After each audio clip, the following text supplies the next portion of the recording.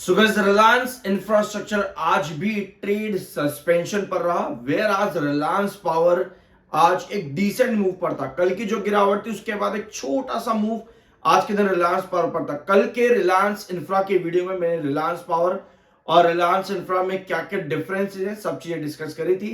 लेकिन रिलायंस पावर भी वार मार्जिन 100% पर है, जो कि वॉलेटिलिटी को इंडिकेट करता है।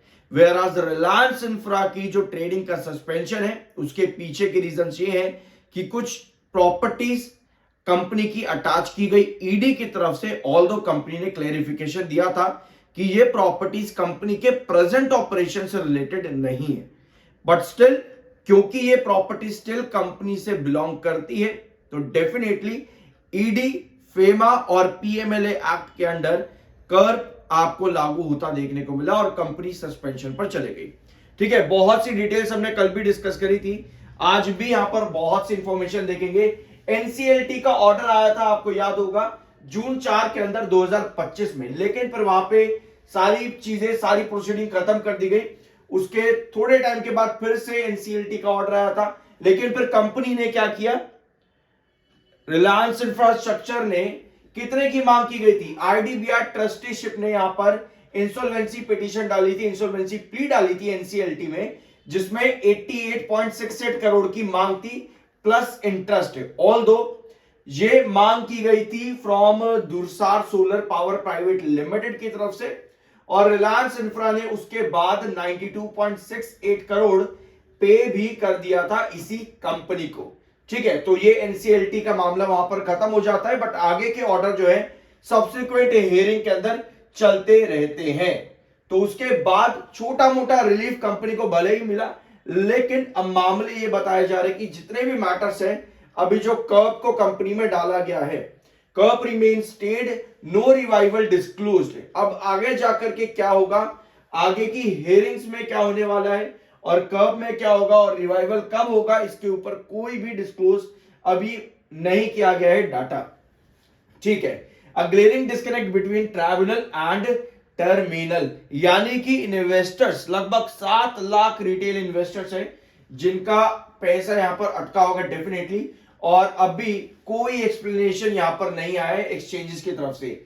रूल इन्वोक्ड और resumption path, opacity clashes with IBC transparency mandate, leaving retail buyers many chasing NCLT relief rallies in whiplash limbo। मतलब कि अभी भी आईबीसी की तरफ से कोई क्लैरिटी नहीं मिली है, ना ही एक्सचेंजेस की तरफ से क्लैरिटी आई है, लेकिन रिटेलर परेशान है कि उनका पैसे का क्या होगा और वापस मिलेगा भी या नहीं मिलेगा। ऑल्दो कई बार क्या होता है कि कोई भी कंपनी इस तरह से कर्व या पर इंसॉल्वेंसी में आने वाली होती है ना, तो धीरे धीरे आपके पास इंफॉर्मेशन आती है, लेकिन इस बार रिलायंस इंफ्रा के केस पर यह इंफॉर्मेशन डायरेक्टली या इनडायरेक्टली भी नहीं गई।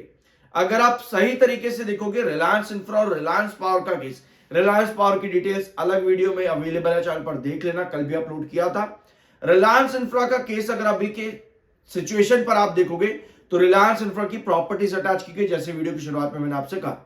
ठीक है, ये एक मैटर होता है, और जितने भी मैटर्स है रिलायंस कम्युनिकेशन या पर रिलायंस होम फाइनेंस और अनिल अंबानी, इन तीनों से रिलेटेड है, इनडायरेक्टली कहो या डायरेक्टली कहो। ऑल्दो कंपनी ने ये क्लेरिफिकेशन दिया है बार बार कि हमारा कुछ लेना देना नहीं है। देखो ये ED attachments and this unannounced freezed, कोई अनाउंसमेंट नहीं की गई, शेयर को ट्रेडिंग रोकने से पहले कोई अनाउंसमेंट नहीं की गई है। यहां पर blows landing just as prior front quite, अभी भी मतलब कि जो आपका फेस है वो अभी भी शांत है, वहां से कोई जवाब नहीं आ रहा है। मतलब अगर आप देखोगे बैक एंड में, यानी आपके डीमैट अकाउंट में शेयर है, आपके पास में शेयर खत्म, जीरो नहीं हो गए हैं, आपके डीमैट अकाउंट में है, बट आप अप फ्रंट में उसको नहीं देख सकते। आपको या तो अपने ब्रोकर को कॉल करके पूछना पड़ेगा, जो भी आप ऐप यूज करते हो, हेल्पलाइन पर जाकर के आप कॉल करके पूछ सकते हो कि भाई मेरे को शो क्यों नहीं हो रहे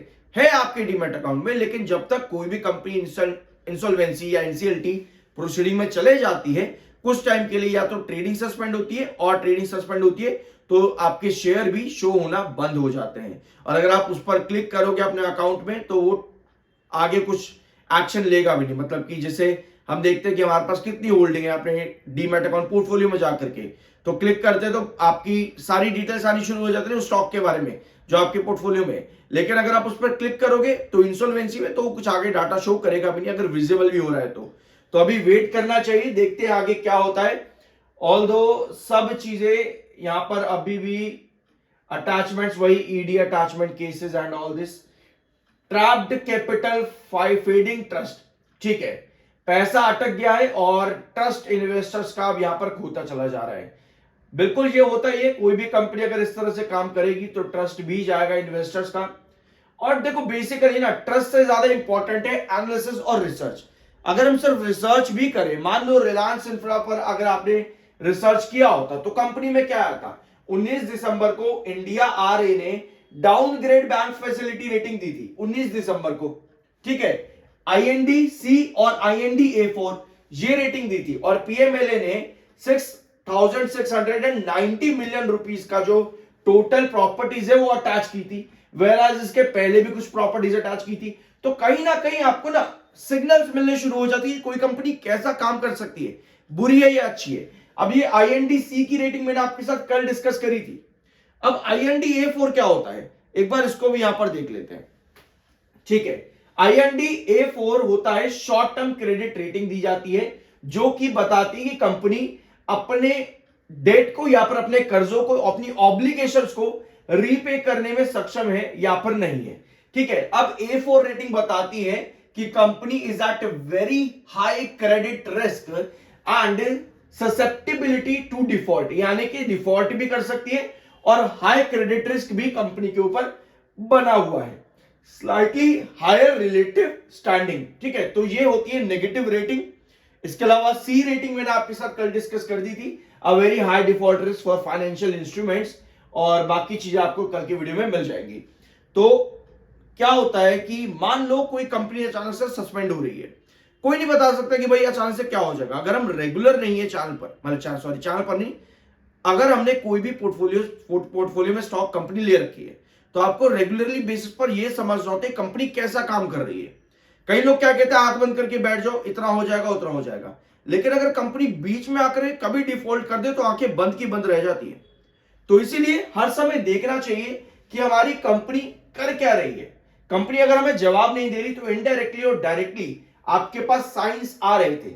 अगर हम रिलायंस पावर की बात करें तो रिलायंस पावर में कल गिरावट थी, आज छोटी सी रिकवरी के साथ क्लोज हुआ है। अभी भी अगर देखें तो 43% स्टॉक डाउन है अपने 6 महीने के हाई से। ऑल्दो रिलायंस पावर अभी भी वार मार्जिन 100% पर बना हुआ है जो कि हाई वॉलेटिलिटी को इंडिकेट करता है, और रिलायंस पावर की भी 10 करोड़ रुपीस की विंड मिल प्रॉपर्टी अटैच की गई थी इन्हीं मामलों के अंदर, जिन मामलों में रिलायंस इंफ्रा की भी अटैच की गई थी। देखो यार, मेरे पास कल भी मैंने आपके साथ ये वाली इंफॉर्मेशन डिस्कस करी थी और एक दो कमेंट थे कि भाई रिटेलर से माल खींचने की कोशिश की जा रही है, इन सब बातों में मत आओ। देखो यार, जब मैटर है तो मैटर है, कंपनी अपने आप से नहीं बना देगी कि भाई देखो मेरे ऊपर ये मैटर चल रहा है क्योंकि मुझे रिटेलर से माल खींचना है। तो इतना आसानी से, इतना हल्के में मत लिया करो इन चीजों को कि भाई रिटेलर से माल खींचने के लिए सब किया जा रहा है। क्योंकि अगर पब्लिक प्रमोटर को अगर इतना ही करना हो कि रिटेलर से माल खींचने के लिए अपने आप को पीएमएलए में भी डाल दे, अपने आप को इंसॉल्वेंसी में भी डाल दे, एनसीएलटी में भी डाल दे, अपना काम धंधा बंद करके बैठ जाए कि भैया रिटेलर से 10 शेयर खरीद लूं मैं, तो भैया क्या बोलो, अब इससे ज्यादा नहीं कह सकता मैं। क्योंकि सीरियसली ये मामले छोटे नहीं होते हैं, कंपनी अपने आप को बंद नहीं करवा देगी रिटेलर से 10 शेयर खरीदने के लिए। तो इस तरीके की बातें क्या कह सकते हैं, रिटेलर है, सेंटीमेंट जुड़े होते हैं, इमोशंस जुड़े होते हैं। इमोशन से ज्यादा जरूरी है प्रॉपर रिसर्च क्या करो। कॉन्फिडेंस क्वाइटली इरोडेड और इम्पोज्ड रिस्ट्रिक्शन। और हाँ, अभी स्टॉक को कहां पर डाला गया, जरूरी चीज तो ये है समझने वाली, इसको डाला गया है आपका, give me one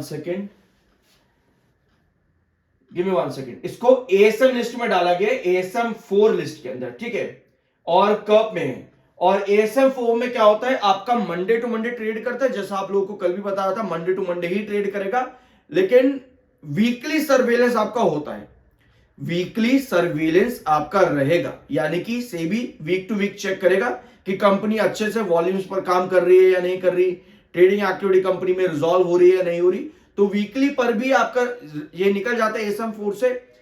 otherwise 90 days का टाइम पीरियड होता है एएसएम 4 से निकलने का। तो एक तो कंपनी एएसएम 4 में है, दूसरा कर्व में है।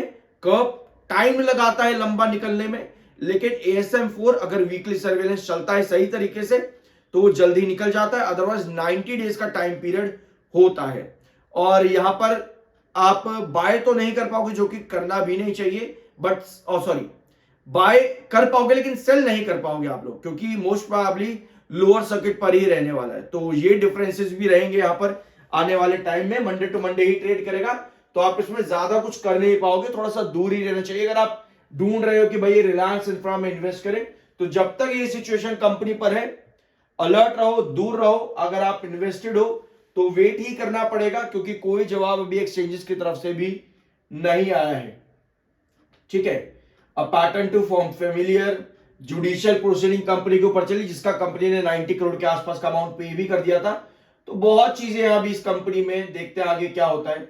अभी के लिए यही इंफॉर्मेशन है, एक्सचेंजेस की तरफ से कोई जवाब नहीं आया, तो उनके जवाब का भी एज एन इन्वेस्टर आपको वेट करना चाहिए। आई होप कि इस वीडियो में आपको कुछ सीखने को और जानने को मिला होगा। बट यस, रेटिंग्स जो भी दी जाती हैं, आईसीआरए या सीएलएसए या केयर रेटिंग होती है, या जो अभी आपने रेटिंग ये वाली देखी इंडिया आरए, रेटिंग्स पर हमेशा फोकस रखा करो, क्योंकि रिलायंस पावर में भी डी रेटिंग है, जो कि कंपनी के फाइनेंशियल्स को, सॉरी कंपनी के जो होता है कैश फ्लो, उस पर कहीं ना कहीं इशू क्रिएट करती है, कंपनी के डेट्स पर इशू डालती है वो भी।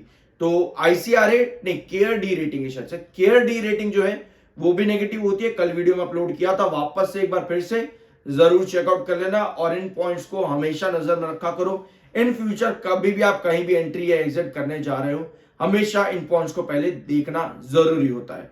आई होप कि वीडियो आपको पसंद आया होगा। I am NISM certified. मिलता अगले वीडियो में।